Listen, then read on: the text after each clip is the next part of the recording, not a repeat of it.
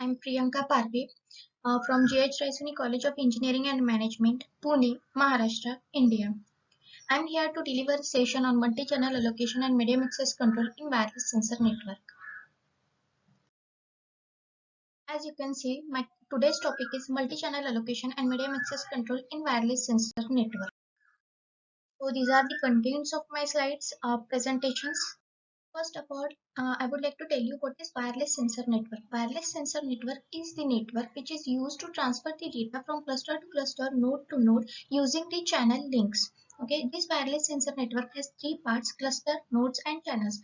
Cluster is the sensor field in which the nodes and channels are collected, while nodes is the data part which is used to transfer the data or which is used to transfer the data from one node to another, and channel is the connectivity link in between two nodes.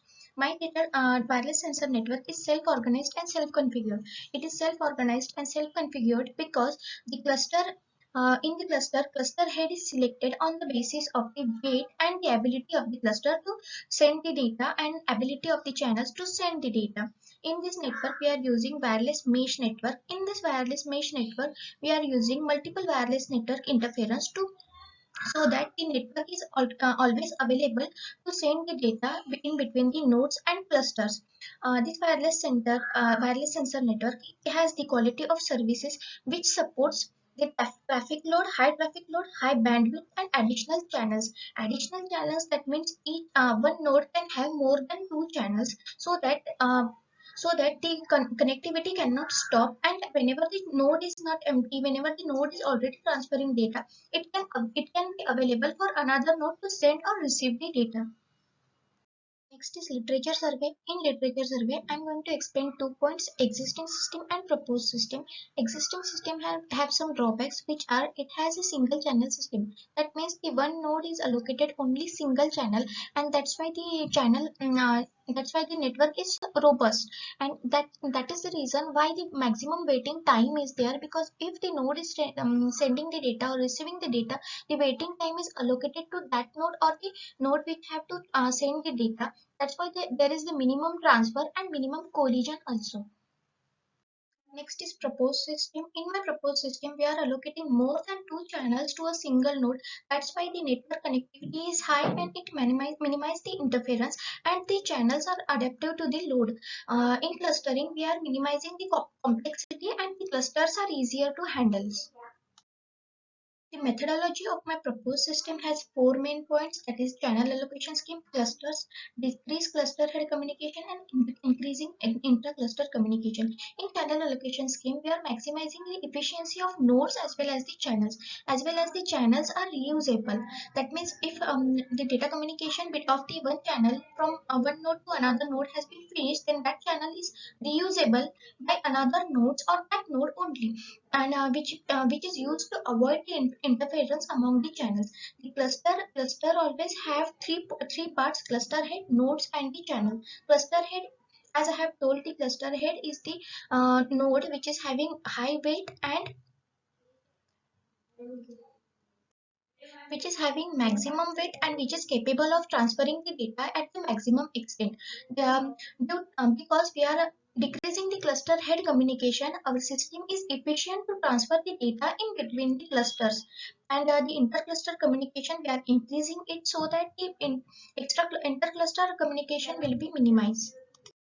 Problem formulation consists of three parts: network model, clustering, and traffic load estimation. Network model is the wireless mesh network because each and every node in the mesh network is connected to each and every other node. In this, we are using the graph theory, where V is the vertices, that means the nodes, E is the channels, and K is the clusters. Clustering have cluster head which is deployed uniformly and collects the data about the blacklisted node. Traffic load is estimated, that means the decrease of packet lost and the acknowledgement of that data which has been sent. In my proposed system, we are using cluster channel assignment algorithm, which consists of three parts: channels, distribution of channels, two neighborhood cluster get disjoint sets of the channels, and clustering is uniform. You can see in the particular diagram where each and every node is connected to each and every other node and have the each every particular channel. There are two algorithms in my project. First is cluster-based algorithm and second is on-demand cluster channel assignment algorithm. In first algorithm, the cluster head is formed. It is formed according to their weight and the capability of data transfer. And in the second algorithm, the cluster channel assignment is formed. That means according to the data transfer, the channels are allocated by the cluster head to each and every nodes. This on-demand CAA, that means the second algorithm, has some points which are the channel assignment is done, the estimated load of the channels is been calculated, and according to that, if there is the probability of data loss, then it is calculated and it is given to that node. And if the data loss is there, then the disjoint path is calculated so that no data loss should be there, and that path will be allowed to transfer the data from that node to the destination node. If no data loss is there, then the request is sent by the cluster head to that particular node. Reply has been taken. That means the data has been sent or not, and the node is borrowed by the cluster head.